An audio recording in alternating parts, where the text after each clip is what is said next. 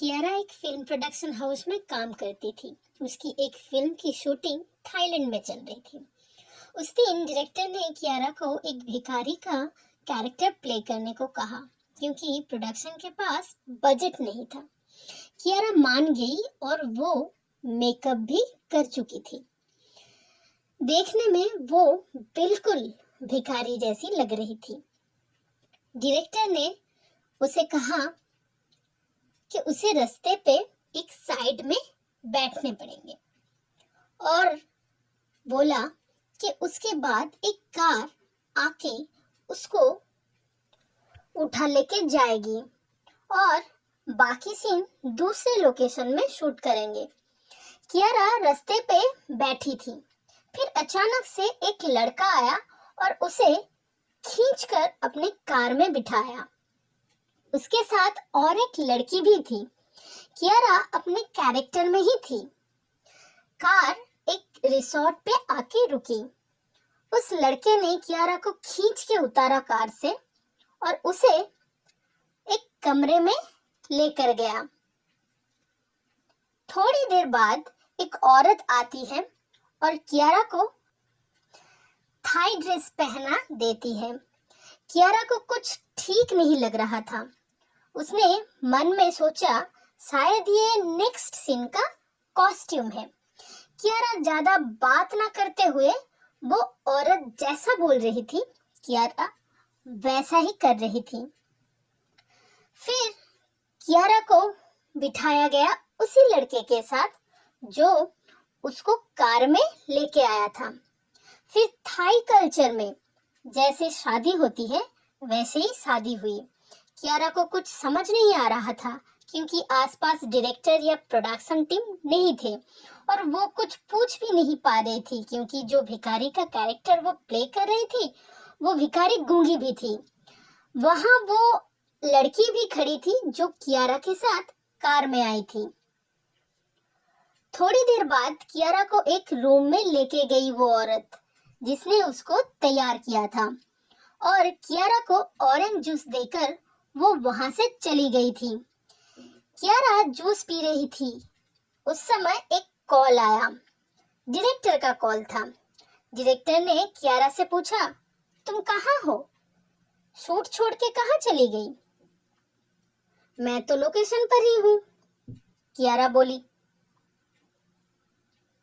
फिर डायरेक्टर ने बोला, क्या बोल रही हो तुम? तुम्हारे बिना यहाँ हम किसी दूसरी लड़की से शूट करवा के खत्म कर चुके हैं सीन। अब हम सब होटल जा रहे हैं। तुम होटल पे आ जाओ, फिर बात करते हैं। ठीक है, मैं आती हूँ। ये बोल के कियारा वहां से निकल जाती है और होटल पहुंचती है। होटल जाकर कियारा को पता चलता है कि सच में वो लड़का और वो रिसोर्ट वेन्यू सब गलत थे। कियारा को लगा शायद वो किसी थाई फिल्म की शूटिंग थी। उसने ज्यादा ध्यान नहीं दिया। वो थक गई थी तो सो गई जल्दी जल्दी। एक हफ्ते बाद सब थाईलैंड का शूट खत्म करके इंडिया वापस आ रहे थे, पर सिर्फ कियारा उनके साथ वापस नहीं आ पाई, क्योंकि गलती से उसकी टिकट दूसरे दिन की थी। दूसरे दिन जब वो एयरपोर्ट पहुंची, उसको पुलिस ने अरेस्ट कर ली थी। कियारा को कुछ समझ नहीं आ रहा था। पुलिस ने बोला कि उनके पति उनको ढूंढ रहे हैं और उनको उनके पति के पास भेजा जा रहा है। एक तो थाई लैंग्वेज ठीक से समझ नहीं पा रही थी। इंग्लिश में पुलिस वाले जैसे बोल रहे थे उसे सुन के वो एकदम आश्चर्यचकित हो गई थी। पुलिस के मुताबिक कियारा की शादी किसी थाई लड़के से हो चुकी थी। कियारा पुलिस कहती रही कि ये सब झूठ है, पर पुलिस कियारा की बात नहीं मानी और उसे उसके पति के घर भेजा गया। वो उस घर जाकर उस लड़के से मिलती है जो लड़का उसको कार में उठा के लेके गया था शूटिंग के दौरान, और कियारा जिसे झूठ मान रही थी, शूटिंग मान रही थी, एक्चुअल में वो सच था। सच में उस लड़के के साथ उसकी शादी हो गई थी। वो लड़का एक थाई एक्टर था। लोग उसे विन कह के बुलाते थे। विन के घर में कियारा एक बंदिनी की तरह रहती थी। उसके पासपोर्ट से लेकर फोन, पैसा, सब कुछ छीन लिया गया था।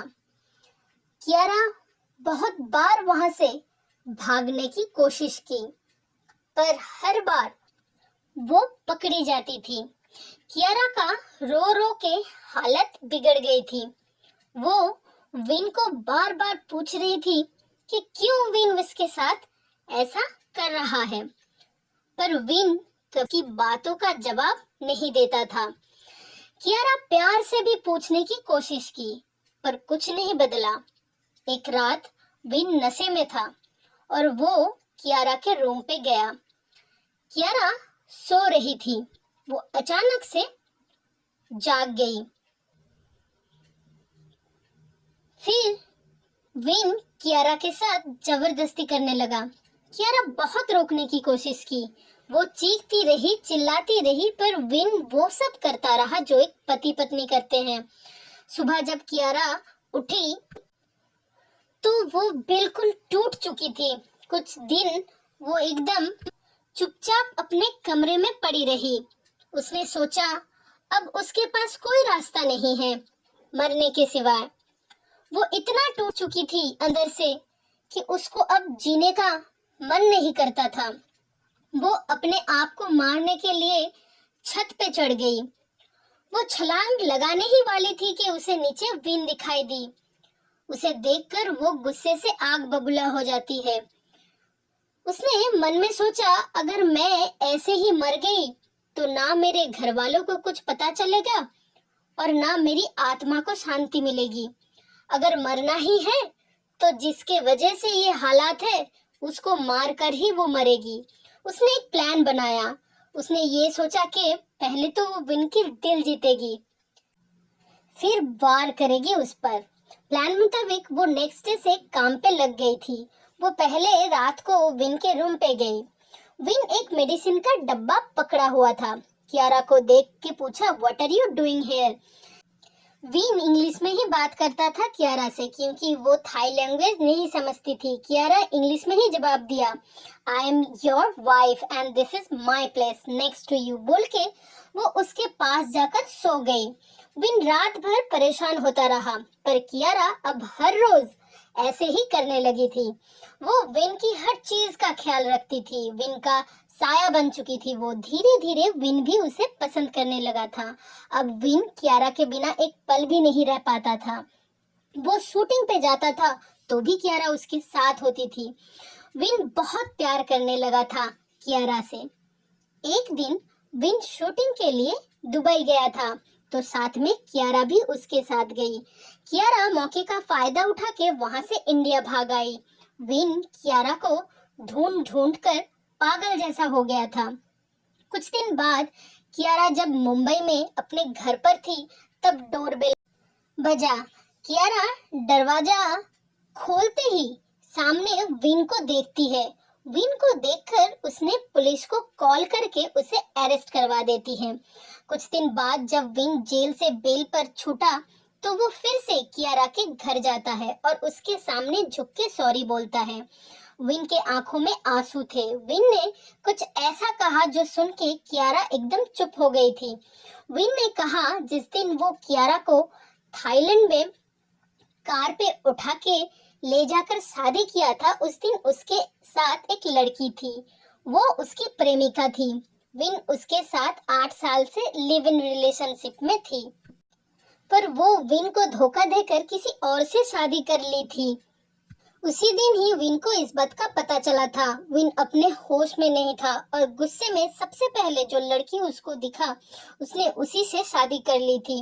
विन की प्रेमिका उसके बाद भी विन को बार बार प्रोवोक करती थी और जिस दिन विन ने कियारा के साथ जबरदस्ती किया था उस दिन उसकी प्रेमिका ने अपने पति के साथ सेक्स वीडियो दिखाकर विन को इतना टॉर्चर किया कि वो नशे में कियारा के साथ जबरदस्ती किया था।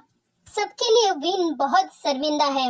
उसने कहा उसके पास जीने की कोई वजह नहीं था। वो अपने आप को मारने वाला था, पर जिस रात वो नींद की दवाई खाकर मरने वाला था। उस रात कियारा उसके कमरे में आके सो गई थी। इसके बाद भी वो 2 बार सुसाइड करने की कोशिश किया, पर समहाउ कियारा ने अनजाने में उसको बचा लिया। अब कियारा ही उसकी दुनिया है। वो कियारा के बिना जी नहीं सकता।